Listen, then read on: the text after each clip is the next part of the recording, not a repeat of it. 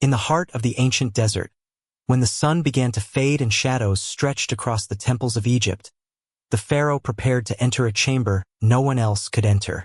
It was here that power met fear, and faith was tested in silence.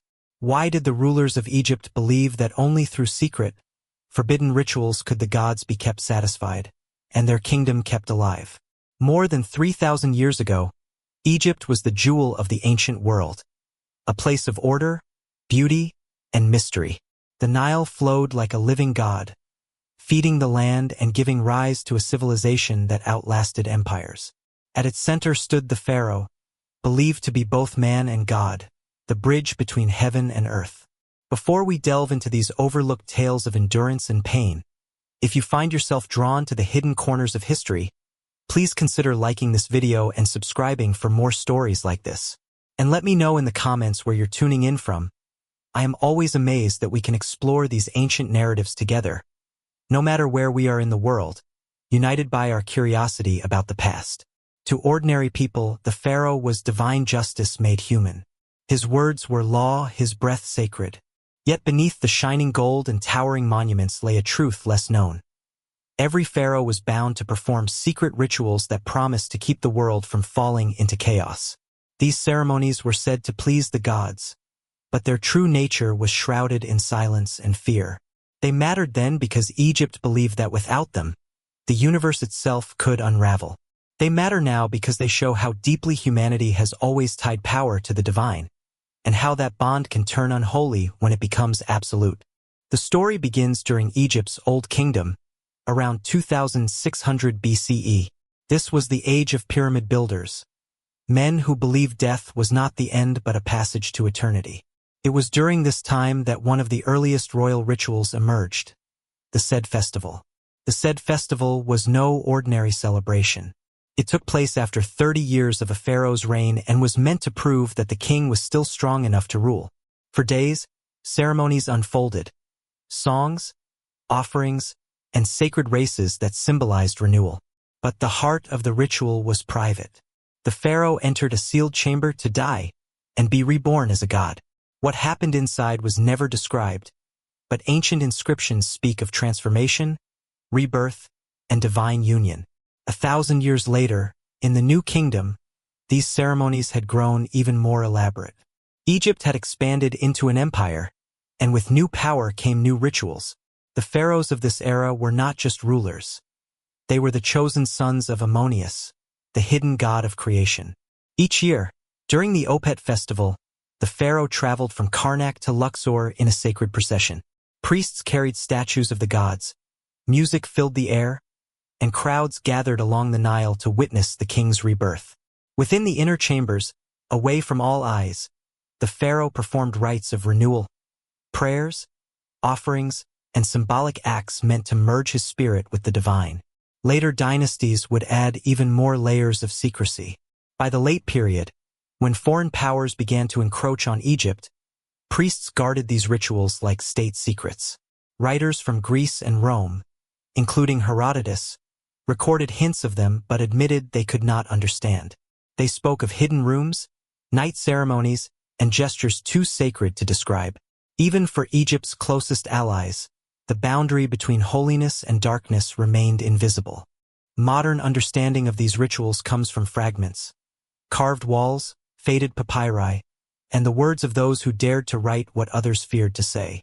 The pyramid texts, carved into the walls of royal tombs more than 4,000 years ago, give us the oldest written record of a king's sacred transformation. They describe the pharaoh eating with the gods, breathing their air, and rising to join the sun across the sky. Scholars interpret this not as fantasy but as ritual poetry, an instruction for how the king's soul should ascend after death. Later discoveries deepen the mystery. At the Temple of Dendra, inscriptions mention night ceremonies filled with chanting, incense, and offerings of sacred oils. These were not public festivals. They were hidden acts of communication between the pharaoh and the gods. According to Egyptologist Geraldine Pinch, the language of these texts suggests ritual reenactments, symbolic performances that mirrored the myths of Osiris and Isis, the god and goddess whose union renewed life each year.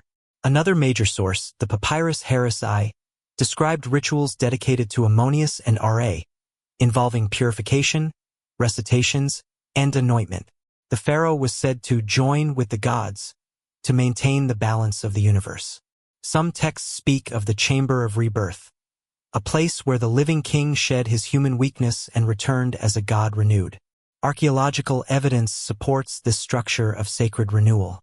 Temples across Thebes and Abydos were designed with inner sanctuaries accessible only to the highest priests and the king himself. The architecture reflected the path from the mortal world to the divine.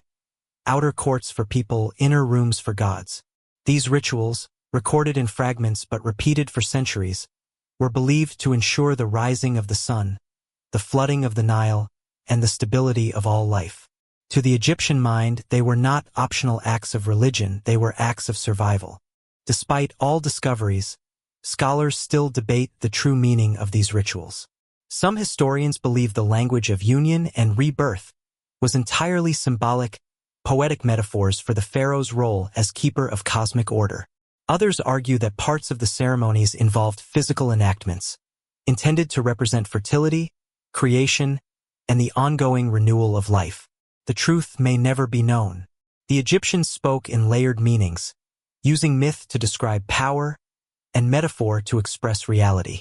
Even words like embrace, seed, or rebirth could carry spiritual, not physical, connotations.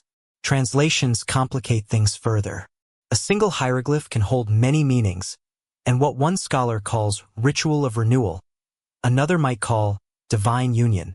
Without direct eyewitness records, much of what we interpret today rests on comparison and educated guesswork. There are also gaps in the archaeological record. Many papyri that may have explained these ceremonies were destroyed by time, humidity, or conquest. Temples were looted, walls defaced, and generations of priests erased their own tracks to protect sacred knowledge. For that reason, modern Egyptology walks a careful line. The rituals were real, their purpose was divine, but their details remain a mystery. Each new discovery, a carved fragment, a buried chamber, a lost inscription, adds only one more piece to a puzzle that still refuses to show its whole picture. Behind the grandeur of gods and kings were ordinary human lives woven into the fabric of worship. Priests, singers, and attendants were trained from youth to perform precise gestures, chants, and purifications. Every movement was a message to the divine, and every error a potential threat to cosmic balance. For these men and women, the temple was both home and universe. They rose before dawn, bathed in sacred water, and carried out duties that few others even knew existed.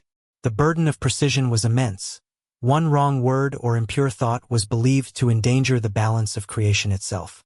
The pharaoh bore an even greater weight. His body was the symbol of Egypt's health. His life, the guarantee of order. If he fell ill, priests performed emergency rituals to restore not just his strength, but the harmony of the cosmos. If the Nile failed to flood, it was not nature's fault. It was said the gods were displeased with their servant on earth. In times of famine or disaster, people prayed that the king's bond with the gods be renewed. Behind the gold mask of power lay a constant fear of divine silence. To be pharaoh was to live as both savior and prisoner, worshipped by millions, yet bound by rituals he could never escape. Even in death, the burden continued. Every royal tomb was a recreation of the same cosmic journey. Descent, judgment, rebirth. The rituals performed in life were repeated after death, ensuring that the king would rise again as Osiris, Lord of Eternity. Modern scholars view these so-called unholy rituals through several lenses. From one angle, they are theology, a symbolic system designed to keep the world balanced through ritual repetition. From another, they are political, a powerful tool that tied the stability of the nation directly to the body of one man. In simple terms, Egypt's religion and its government were one and the same. The pharaoh's divine status was not metaphor. It was law. His authority depended on convincing the people, and perhaps himself, that he truly stood between them and chaos. The Egyptians called this balance ma'at, a word meaning truth, order, and justice. Everything in the universe depended on maintaining it. The opposite was isfet, chaos and disorder, a force always waiting to return. Each ritual, no matter how mysterious, was meant to feed Ma'at and keep Isfit away. This struggle between order and chaos defines much of human history. Egypt's example shows how faith can both elevate and enslave. By linking divine order to royal power, the pharaohs created a society of remarkable stability, but also one built on absolute control. No one could question the system because to do so was to question the gods themselves. Today, historians and philosophers still find lessons in this ancient paradox. It reminds us that when humans try to become divine, they often risk losing their humanity. It also shows how religion and power, when intertwined too tightly, can turn sacred belief into silent obedience. We began with the pharaohs, god-kings of Egypt, performing secret ceremonies to keep the universe in balance. We explored how these rituals changed through centuries, from the Sed festival to the Opet procession, from private chambers to public pageantry. We learned that while their details are lost, their meaning was eternal. To control chaos through devotion, to renew power through fear. What remains uncertain is whether these acts were faith, performance, or survival, and whether the pharaohs truly believed in their divinity, or were simply prisoners of a system older than themselves. Archaeologists continue to uncover new evidence that may illuminate these mysteries. In recent years, studies using ground-penetrating radar have revealed hidden chambers beneath temples in Saqqara and Abydos, possibly linked to ancient initiation rites. Researchers are cautious, but early findings suggest there may still be entire sections of ritual complexes undiscovered. Future excavations may reveal new texts, perhaps instructions, prayers, or records that finally explain what took place behind sealed doors. However, many experts believe the most sacred knowledge was never written at all. It was passed from one generation of priests to the next through memory, performance, and silence. Because of this, the chances of discovering a full written description of these rites remain low. But each artifact adds to our understanding of how Egypt viewed the relationship between power, faith, and the cosmos. Confidence in recovering physical spaces. Medium. Confidence in understanding symbolic meaning. High. The most likely future lies in reinterpretation rather than revelation, learning to read ancient texts and art not as fantasy, but as the coded language of a civilization that saw no separation between spirit and state. The story of the unholy rituals of the pharaohs is not a tale of scandal or superstition. It is the story of human longing, the eternal desire to reach beyond the limits of flesh and speak to something greater. The pharaohs may be gone, but their search for divine order still echoes in every empire, every religion, every leader who claims destiny as their right. Their rituals, whether sacred or unholy, remind us that faith can be both the light that guides a civilization and the shadow that consumes it. In the silence of their temples, we can still hear the question that haunted them. What must be given to keep the gods pleased, and who must pay the price?